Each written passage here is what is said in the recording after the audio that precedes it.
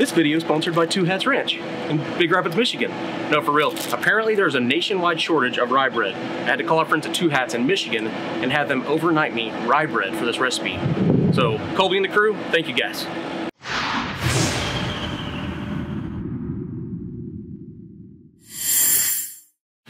Hey guys, Ryan here with The Way We Hunt. Welcome back to another recipe video. So yesterday we were at the Black Bear Bonanza in Arkansas, and the whole time I was there, they had tons of good food going, and I don't know why it happened, but something flashed in my head. When I was growing up, and I don't know where this recipe comes from, we think it comes from possibly Cincinnati, Ohio in the 70s. Anyway, when I was growing up, my mom and grandma, every holiday, they would make this little appetizer called a Hanky Panky. It's also called a Polish mistake. It's also called crap on a shingle, but another word there, or Hanky Panks. Essentially, it's a piece of rye bread or small party bread with a meat and cheese mixture on top.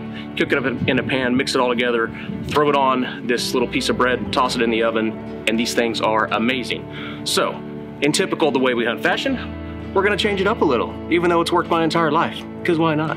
So we're gonna make it today with wild game. So we're gonna make it with a venison and wild boar mixture. We're gonna cook everything up on the Recteq RT-1250, and we're gonna bring it to you and show you how it's done. You don't have to cook this on the RT-1250. You can do this in your house on a stovetop and in the oven, and it would probably be just a touch faster, but we don't like faster. We like smoke. So the RT-1250 it is. All right, let's get with it.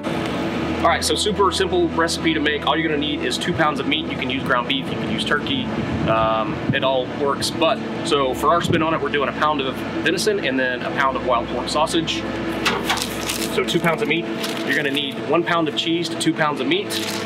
You're gonna need a whole loaf of rye bread or pumpernickel bread or any sort of small party bread, and then whatever seasoning you want. We're happen to be using the Carving House seasoning from Tats Calories.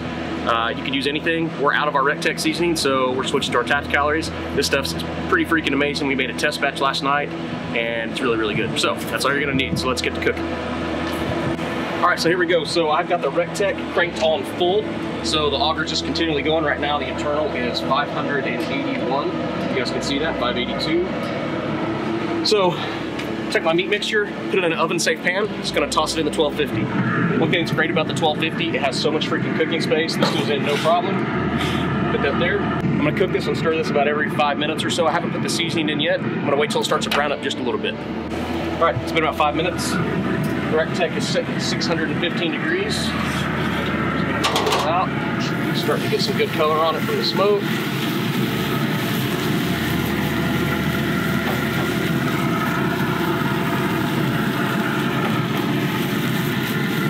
Go ahead and throw in my first little dash of Tats Calories. The original recipe just calls for salt, pepper, and garlic powder. So you can literally make this super simple, but you can also make it as fancy as you want.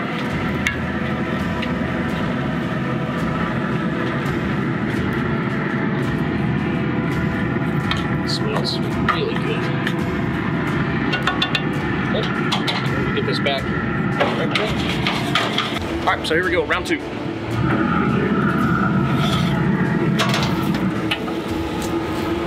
guys have heard me say this before. If smell-o-vision was a thing, I just want to break these up. Some nice color on it. Give it one more. Hit Tats Calories. Just about there. Just keep in mind, guys, your pan's gonna be way hot. All right, I'm gonna throw it back in for a couple more minutes, and then we are going to add our cheese.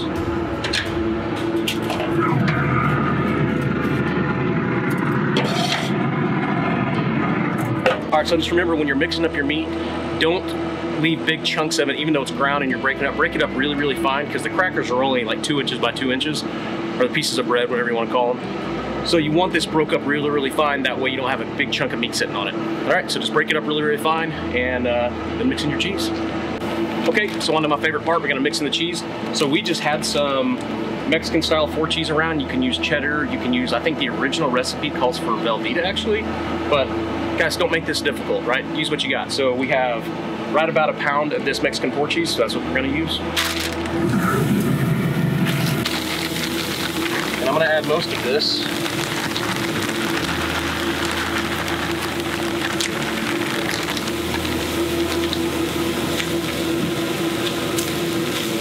You just want to get this nice and mixed in so it gets nice and gooey.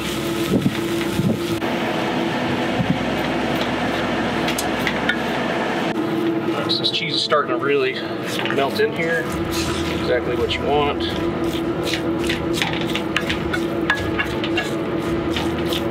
Basically, you want it that tacky consistency. Just like that, before it makes little balls. Once that's done, you're going to toss it back in your oven or your Recteq for just a couple minutes.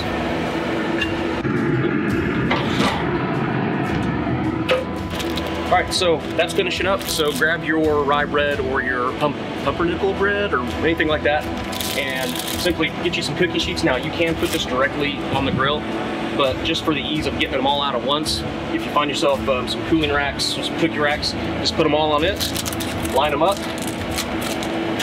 Real simple. You just want to evenly space these out because you're going to be spooning the meat cheese mixture on these.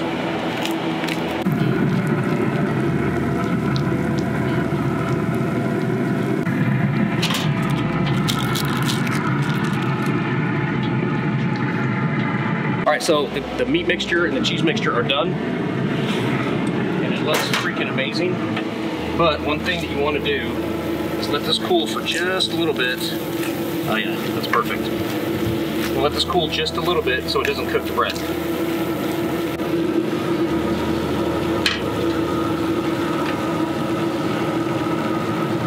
And by the way, if you're not tasting your things as you're cooking them before you serve them to other people, what are you even doing with your life? Right? Check it. That dog will hunt right there. Let's go. All right, so this has been cooling for about, I don't know, minute and a half, and it's just about cool enough to spoon on the rye bread, so let's get to it.